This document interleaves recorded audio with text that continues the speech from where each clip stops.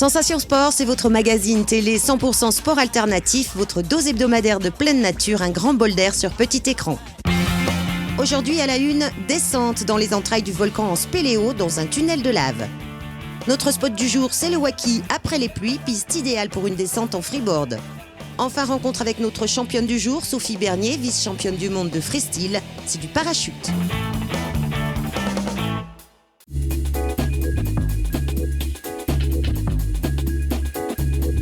C'est une activité qui se pratique partout dans le monde et aussi une classique de spéléo. Arpenter des tunnels de lave, lampes frontales et cordes en main. Une activité en plein boom à La Réunion. Descente immédiate dans les entrailles du volcan, du côté du Tremblay, dans la coulée de 2004, récemment ouverte en spéléo par Emeric, moniteur et brevet d'état de spéléo. Alors on va rentrer par une entrée basse, repasser sous la route et sortir d'ici 2-3 heures dans la montagne tout là-haut. Là. On fera à peu près 1,2 km de traversée. La coulée, moi je l'ai découverte par le bouche à oreille, puisqu'il y a des gens qui habitent sur place, il y a les agents de l'ONF qui gèrent un peu le parc.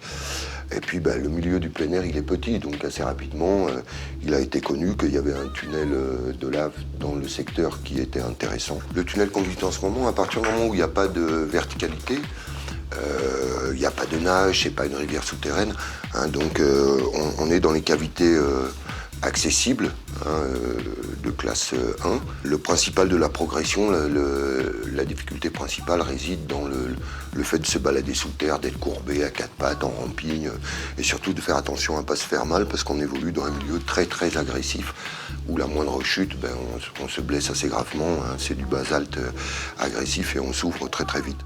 Là, il y a une petite sortie en spéléo, quand tu as une galerie plus large que l'autre. C'est ce qu'on appelle un minoir où tu progresses en ramping. Étant donné que le tunnel suit la pente, globalement, on n'est jamais au-delà de 3 mètres de profondeur.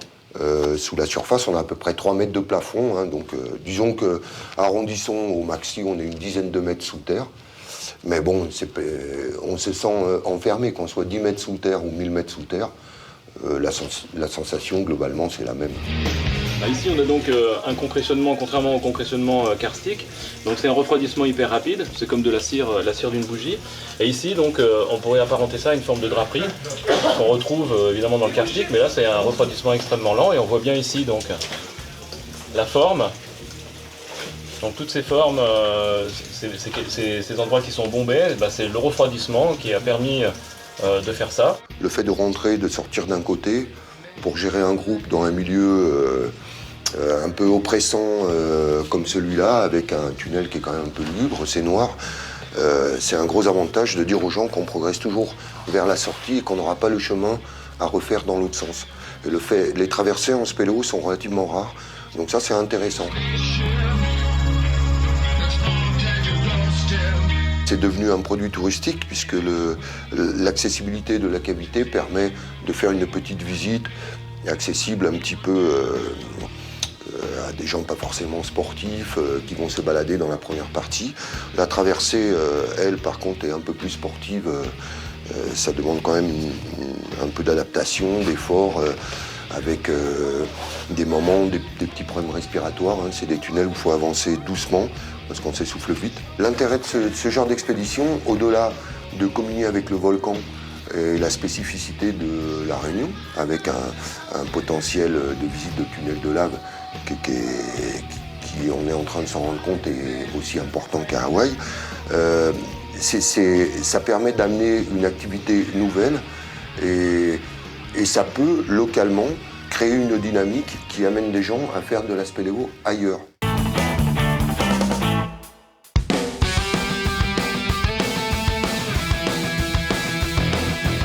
Le Wacky, c'est le point noir routier du sud à chaque forte pluie. Le bitume est arraché par la rivière, cette route est alors fermée à la circulation le temps des réparations. De quoi faire le bonheur des freeriders. Se lasser en épingle se transforme pour eux en fantastique piste de descente, sans danger, rien que pour eux. On y va avec Christo, du Takaraï des Crew. Bon, maintenant on va rider.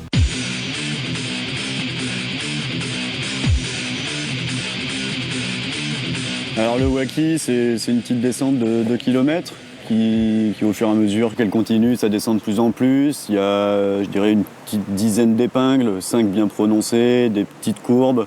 Il y a 2-3 entrées de cases qui font des tremplins. Voilà, c'est une descente qui permet de se retrouver avec les débutants, les confirmés. C'est pas trop technique, mais avec un petit peu de piment sur la fin.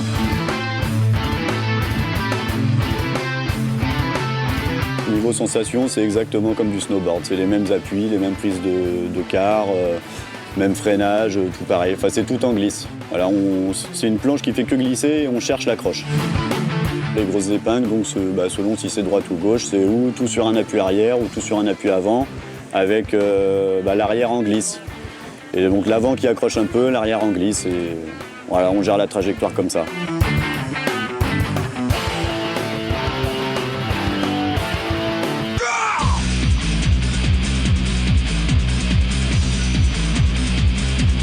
Tu peux faire des pointes. Moi, je suis allé jusqu'à 70, mais bon, après, ça commence à être rapide. Hein. Il y a sûrement des gars plus rapides. Mais voilà, il faut y aller, faut engager.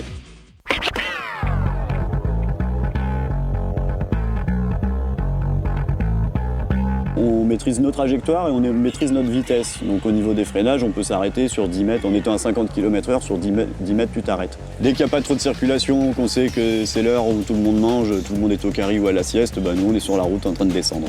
Mais bon, je veux dire, au niveau de la circulation, on prend autant de place qu'un vélo.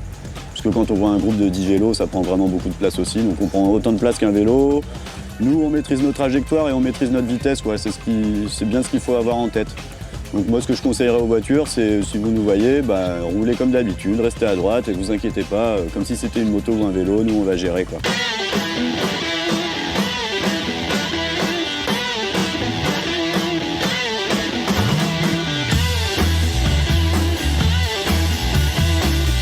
La plupart des gens qui font du freeboard font du snowboard.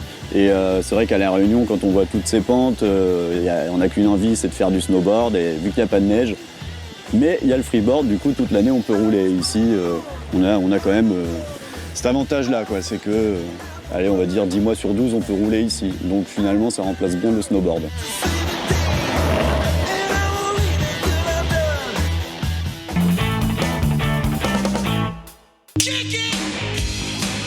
Elle vient d'une famille de parachutistes et elle est tombée, non pas dedans, mais du ciel, toute petite. Sa spécialité, le freestyle, une sorte de danse en plein ciel, corps bien gainé et pointe de pied s'il vous plaît.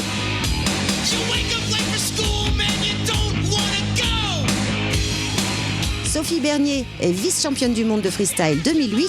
Elle vit aujourd'hui à La Réunion où elle a repris son entraînement.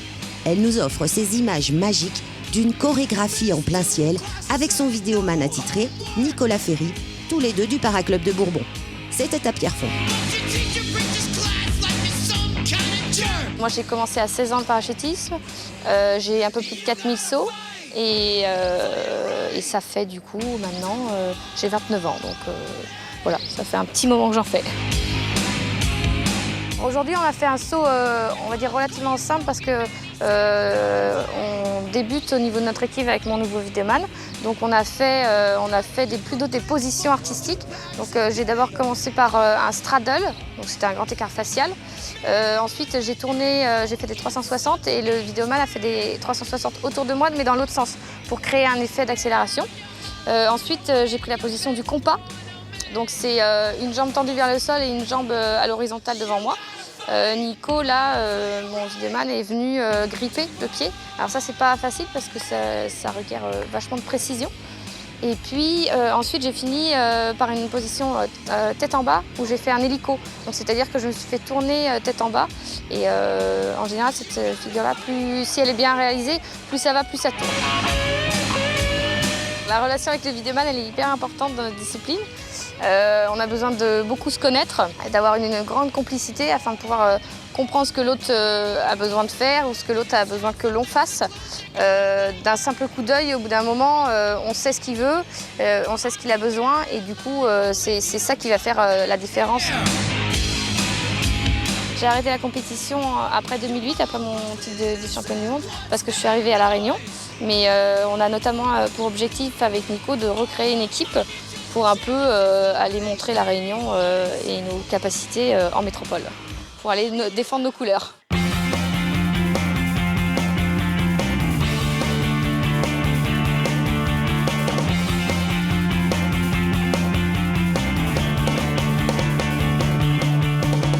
Sensation Sport revient dimanche prochain et si vous souhaitez vous aussi partager dans ce magazine vos exploits les plus dingues, envoyez vos coordonnées par mail à comedia974@gmail.com.